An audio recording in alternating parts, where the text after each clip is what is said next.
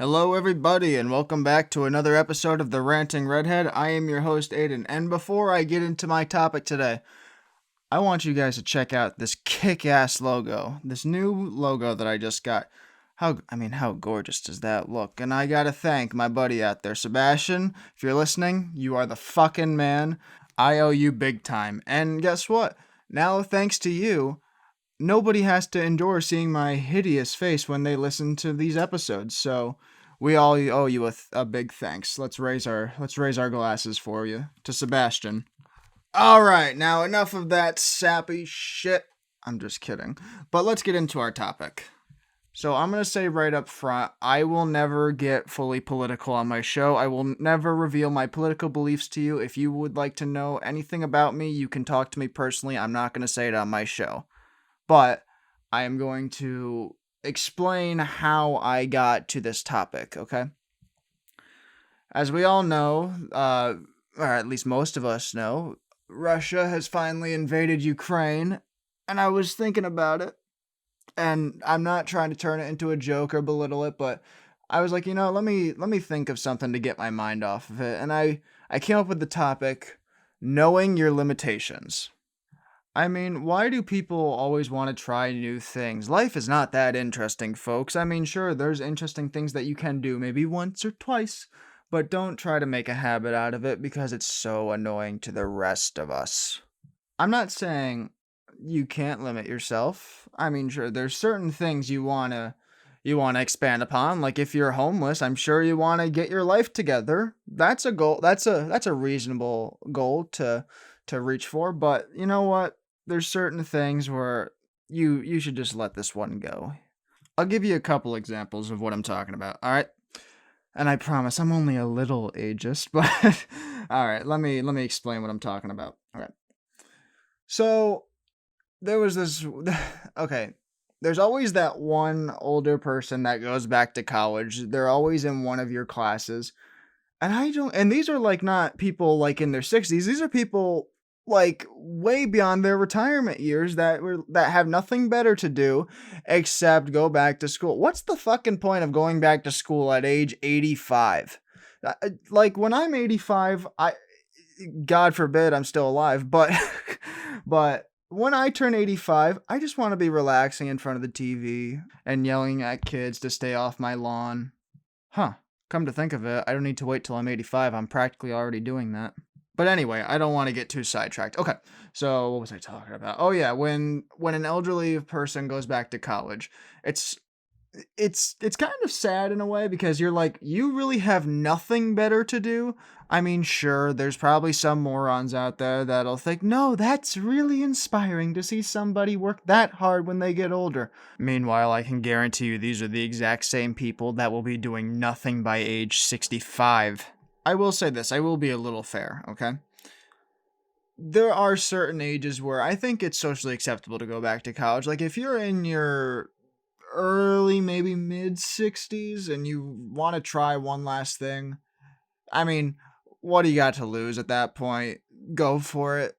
Because I can see you doing something after that. Maybe not for a long time, but you could maybe put that to use. Meanwhile, but like I said, there's always that one really old person that's mid 80s in your class, and you're thinking like, what the fuck do they plan to do with this degree when they're done? I mean, in a classroom, a professor might ask you, what do you plan to do? Where do you plan to be after college? You say your answer, blah, blah, blah, blah, blah. But then you get the 85-year-old in the classroom. The professor asks them, where do you see yourself after college? Probably inside an urn. But it's true. Like, what do you plan to do after that? It baffles my mind. It always has. Like I said, there's certain exceptions where you could go back to school to improve your life. Your life is practically done. I'm sorry to say it, but it is. I mean, the only time I'll accept it is if you're like Rodney Dangerfield in Back to School when he went back to school. And even then, he had to have been early 60s, late 50s. Let me look this up. Hold on a second. I'm going to look up how old Rodney Dangerfield was in Back to School. By the way, if you have not seen Back to School, do yourself a favor. It is so fucking funny. Okay, it says that he was 65. See, like I said, that's a reasonable. That's probably like the last age that colleges should accept. God, that movie is so fucking funny, though. If you haven't seen it, do yourself a favor. I don't know what it's streaming on. If you have to buy the DVD, do it. But my God, you will be very entertained. And why I said you should be like him is he was actually fun. He was way better than his son. He went to the same school as his son did, and he was way more entertaining than the son. Like he wouldn't take shit from the professor. Hey, professor, take it easy, will you? That's my really bad Rodney Dangerfield impression. But a lot of times if you get somebody older in a classroom, it's always something about politics. Oh, Trump this. Oh, Biden this. Blah, blah, blah, blah, blah. It's only acceptable if you're in a class surrounding politics. But seriously, I was in a class that was history of like media and entertainment. I walk in. Most people got there a little early. The professor was usually a little late. And I walk in and they're talking about something that happened in the news. I could not tell you what it is. And of course, there it was a whole big argument and I'm sitting there just listening to my music and then all of a sudden the old woman goes, What do you think?" And I said, "I think you're all pretty pathetic right now to talk about politics, and why does it matter what other people believe in? Why does that matter? If someone's sides are opposing to yours?" And I'm sorry, I know this episode is probably all over the place, but I'm gonna talk about this now, okay? If you really want me to talk about knowing your limitations and other stuff, I'll do a whole other episode on it. But this is something I gotta talk about. It's been bothering me for fucking years. Why is it so important for other people to know your political beliefs and the way that you view things? It shouldn't fucking matter. None of it matters to anybody else. It's just if you ask somebody what your political beliefs are, you're looking for an excuse to not like the person because you have no other source, you have no other way to talk to them. I'm sorry, but it's true. If somebody asks you what your political views are, say, "Nope, sorry, don't want to be friends with you. I don't want to discuss it. It's not your fucking business." Because that's something that will divide long-lasting friendships like that. I think it was right before the 2020 election, and I was inside a store. I think I was at a self checkout, and I didn't hear the full conversation, but I know exactly how they got to the conversation because my friends informed me later. But apparently, this guy was asking just a regular cashier, never met this woman in their whole life. They said, "Well, who'd you vote for?" And thank God the woman said the right thing. Why do you care about what I believe in? I am somebody that you are never going to speak to again, and I'm somebody that has no importance in your life. What benefit do you gain from knowing my political views? Here's the thing, if you want to share your political views with the world, great, that's your right. You can do that.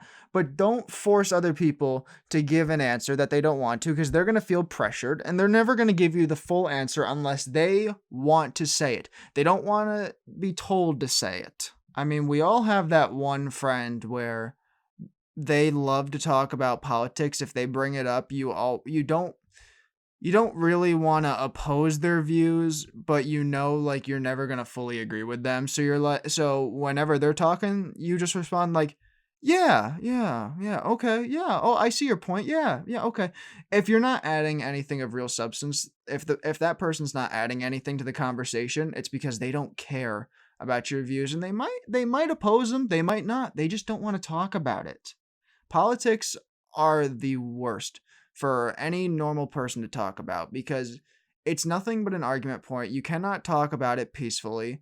Otherwise, the conversation would last 5 seconds. "Hey, do you like this topic? Do you agree with this stance?" "Yes." "Perfect. Okay." If it's like, "Do you agree with this stance?" "No." "Well then, fuck you because you're wrong and you need to change your views now, okay? Change them now." But if you're really looking to change your political beliefs for what you believe is better, then either take a class or take it outside to where I can't hear it because I'm sick of it. And I'm trying to segue nicely here, but I have one more thing to add similar to what I was talking about. So this was years and years ago. There was this one person who was saying like, "Oh my god, can you believe all the shit that he posts on his Facebook and Instagram and all that other shit?" I'm like, "Well, that's their right. If they want to post that, they can. Just don't be friends with them. If you don't like what other people have to say, if you don't like that, just don't pay attention to them. Just look the other way because nobody will ever be exactly the way you want them." I mean, look, we all wish, like, hey, I wish you'd be a little more like this. There's always that one person where it's like, if you change this about you, I think you'd be perfect in my eyes. But you know what? Nobody will ever change. No, everybody won't change for you. You have to accept it and look the other way if you don't like it. It's that simple. So I guess that's it. You need to know your limitations. So if you're old, don't go back to school. If you don't like someone's political views, look the other way. It's that simple. And before I finish up, don't forget, if we get 500 views on one episode, we're getting a therapist to come in here and give me a full therapy session. Thanks for listening, everybody. It means a whole lot. And thank you, Sebastian, for making that kick-ass logo. Spread the good message, everybody, and have a good day.